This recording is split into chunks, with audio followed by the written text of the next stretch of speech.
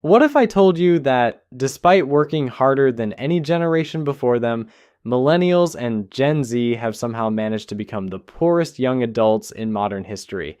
Not because they're lazy or spending all their money on avocado toast, but because the economic game has been rigged against them from day one.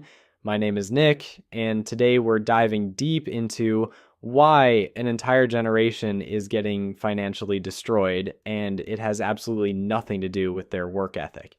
Before we get started, make sure to hit that subscribe button because we're about to uncover some statistics that will completely change how you think about generational wealth. And trust me, by the end of this video, you'll understand exactly why your parents' advice about money might be completely useless in today's economy. Here's something that will blow your mind. Young people today have 86% less purchasing power than baby boomers had when they were in their 20s. 86%. That's not a typo. That means if a boomer could buy something for $1 back in their day, millennials and Gen Z would need almost $7 to buy the same thing today when you adjust for wages and costs. Now, I know what you're thinking. Like, every generation complains about how tough they have it, right? Your grandparents walked uphill both ways to school in the snow. Your parents had to use rotary phones, and now young people are crying about expensive coffee. But here's the difference. This time, the math actually backs up the complaints, and the numbers are absolutely devastating. Let's start with the biggest financial decision most people will ever make in their lives: buying a house. This is where things get really interesting, and by interesting, I mean completely insane. When the average baby boomer turned 33 years old back in 1988, they were living in a world where the median home price was $110,000. Their median household income was around $22,700 per year. Now, here's where we need to talk about something called the home price to income ratio. This is basically how many years of your entire salary it would take to buy a house outright. For boomers in 1988, that ratio was 4-1. Meaning if they somehow managed to save every single penny they earned for 4 years, they could buy the median home with cash. Some high earners could literally pay off their entire house with just 1 or 2 years of wages. Can you imagine that level of financial freedom? Fast forward to 2022 when the average millennial hit that same age of 33. The median home price had skyrocketed to $433,000, while the median household income was around $70,000. That puts the home price to income ratio at over 6-1. But wait, it gets worse, much worse. Historically, financial experts considered a home price to income ratio of 5 to be healthy and sustainable. I guess during the infamous housing bubble of 2006 to 2008, that ratio ballooned to 7. And we all know how that ended. Well, guess what? We're now consistently above those bubble levels, and nobody seems to be talking about it.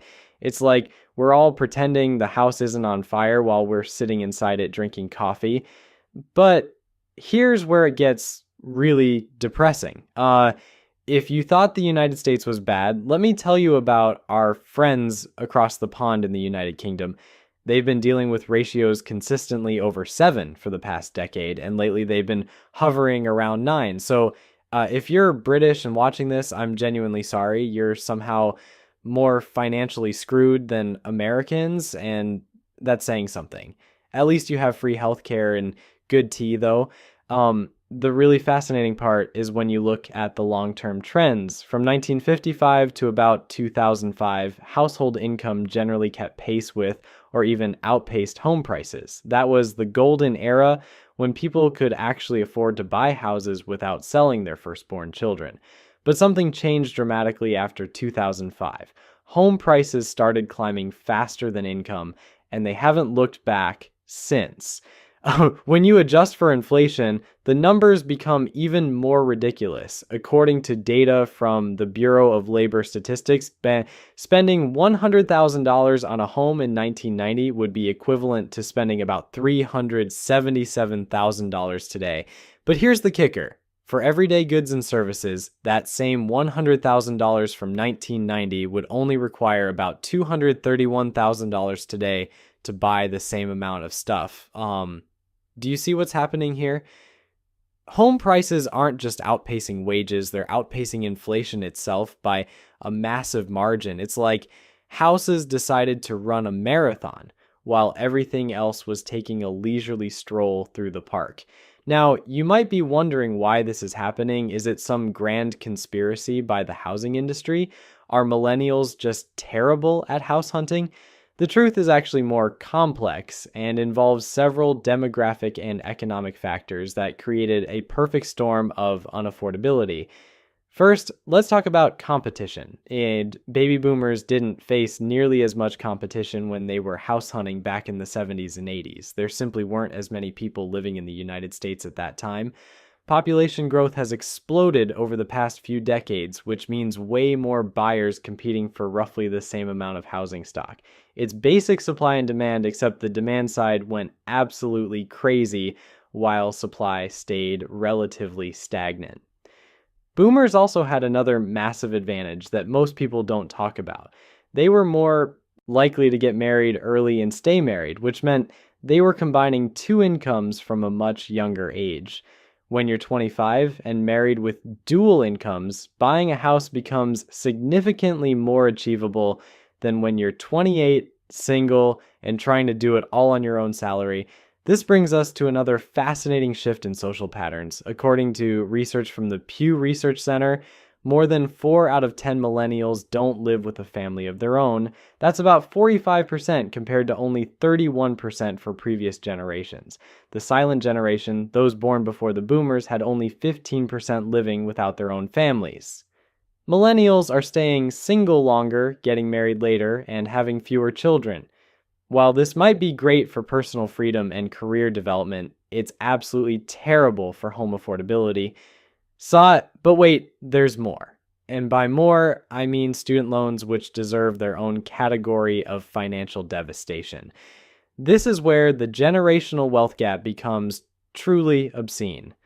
The average cost of tuition at four-year institutions now ranges from $30,000 to $50,000 per year.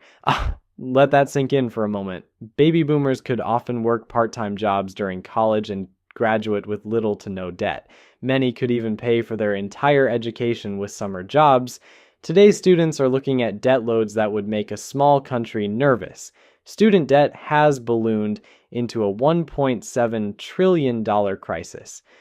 Over the 30 years between 1991 and 2021, average tuition prices more than doubled, while the average loan balance at graduation tripled from around $10,000 to about $30,000. And here's the really scary part. About 7% of student loan borrowers now owe more than $100,000. That's mortgage level debt for something you can't sell, can't return, and in most cases can't discharge in bankruptcy.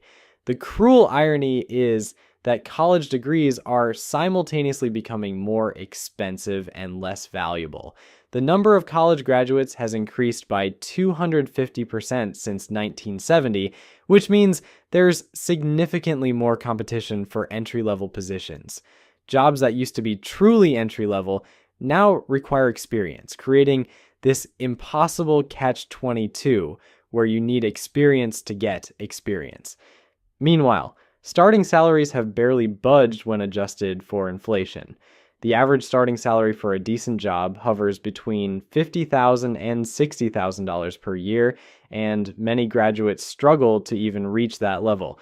So you've got massive debt, stagnant wages, and inflated housing costs. It's like playing a video game where the difficulty level keeps increasing, but your character's stats stay the same. This economic pressure cooker extends beyond just housing and education. Let's talk about transportation costs, because even getting around has become a financial nightmare for younger generations. The average car payment today is over $700 per month, with loan terms stretching to nearly 6 years. 6 years.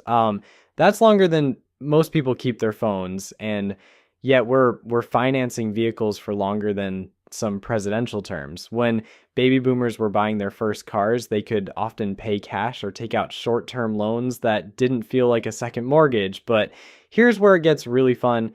Gas prices have millennials and Gen Z paying 40 to 60% more than boomers did in their 20s when you adjust for wages. So not only are you paying more for the car, you're paying significantly more to put gas in it.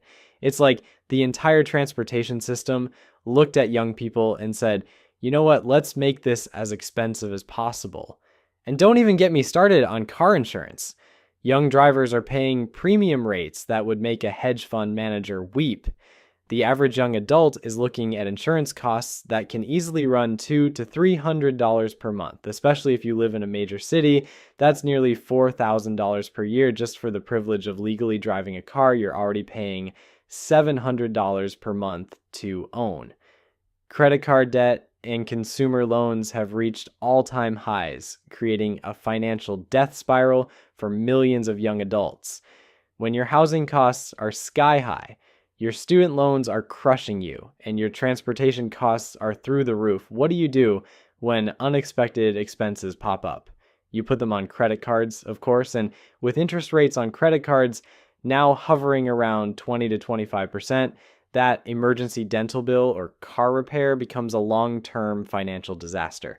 The really maddening part is that older generations often look at these statistics and blame young people for their financial struggles. They'll point to expensive coffee drinks, subscription services, or dining out as the reason millennials and Gen Z can't afford houses. But let's do some quick math here.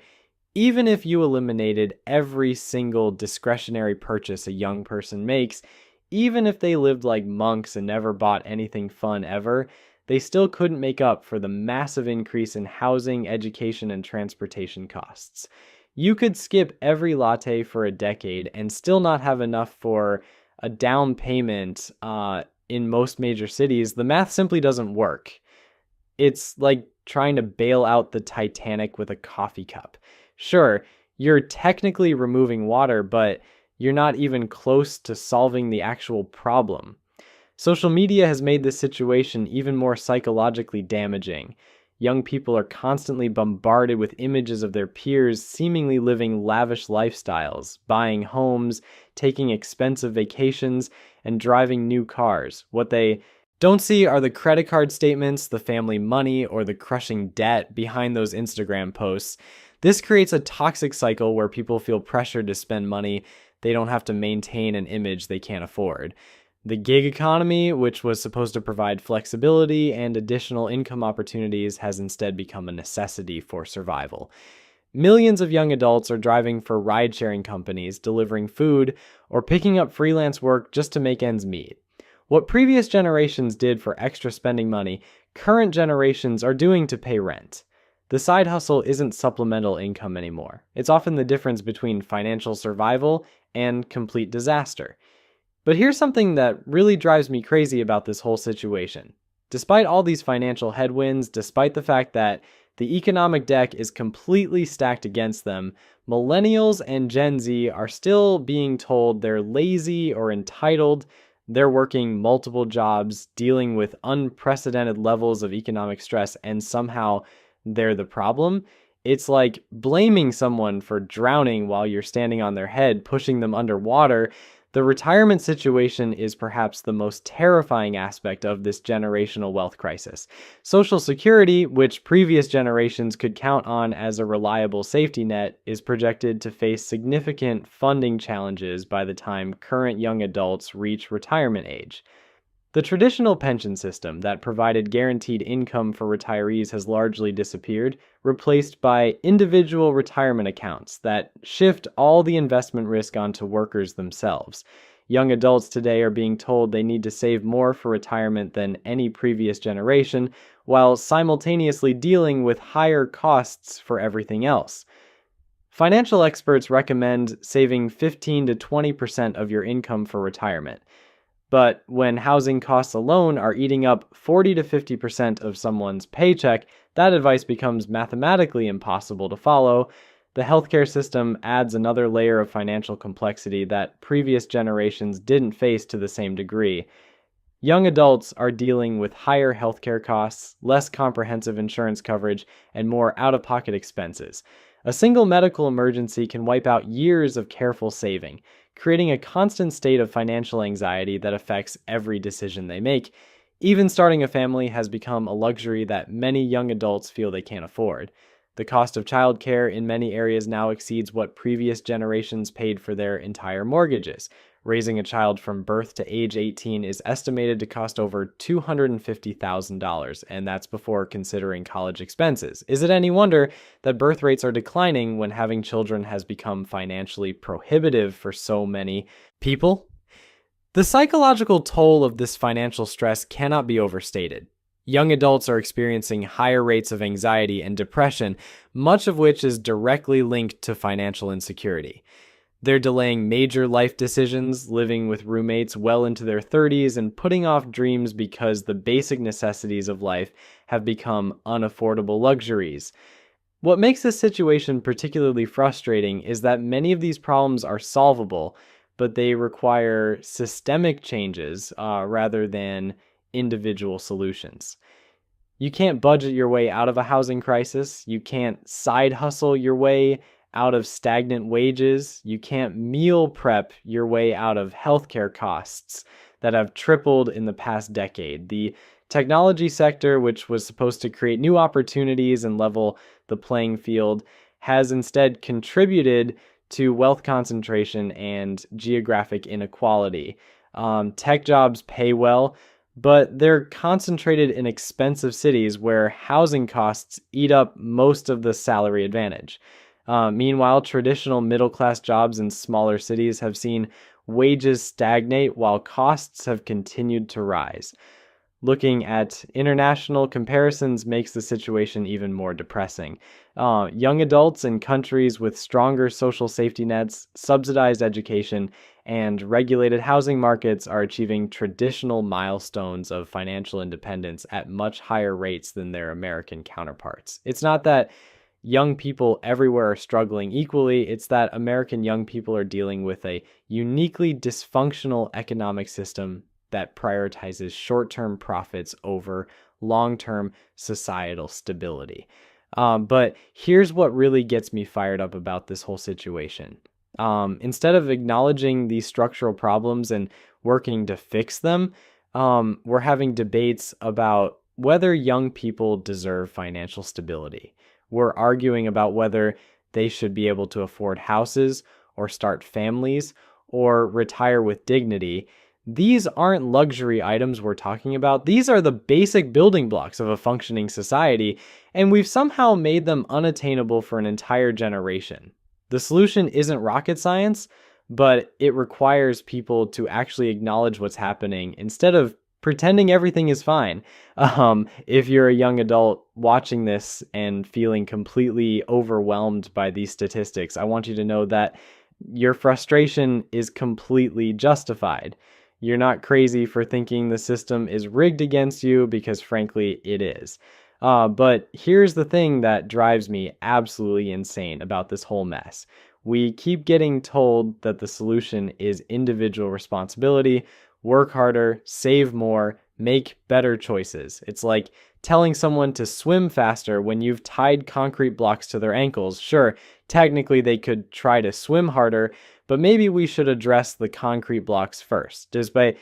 Despite all of this economic chaos, there are still some strategies that can help you navigate this financial wasteland. The key is understanding that the old rules don't apply anymore, so you need to play by a completely different set of guidelines. First, let's talk about housing, because this is where most people get completely destroyed financially. The traditional advice about spending 30% of your income on rent or mortgage payments, that's adorable, but it's based on an economy that no longer exists. In many markets, finding anything decent for 30% of your income is about as realistic as finding a unicorn that does your taxes. If you're trying to rent, you might need to push that percentage higher, but here's the crucial part. If you're spending 40 or 50% of your income on housing, every other expense needs to be scrutinized with the intensity of a forensic accountant. You can't have expensive car payments, you can't carry credit card debt, and you definitely can't be spending money on things you don't absolutely need. For those dreaming of homeownership, the math has changed so dramatically that you need to approach it like you're planning a military operation. That old advice about putting down 20%, forget it. Many successful first-time buyers today are putting down 3 to 5% and using first-time buyer programs that previous generations didn't need because houses actually used to be affordable. The automobile situation is where I see people make some of the most devastating financial mistakes. That $700 monthly car payment I mentioned earlier, that's not just a payment, that's a wealth destroyer. Over the life of a typical auto loan, you're looking at paying $50,000 to $60,000 for a car that will be worth maybe $15,000 when you finally finish paying for it. So there you have it.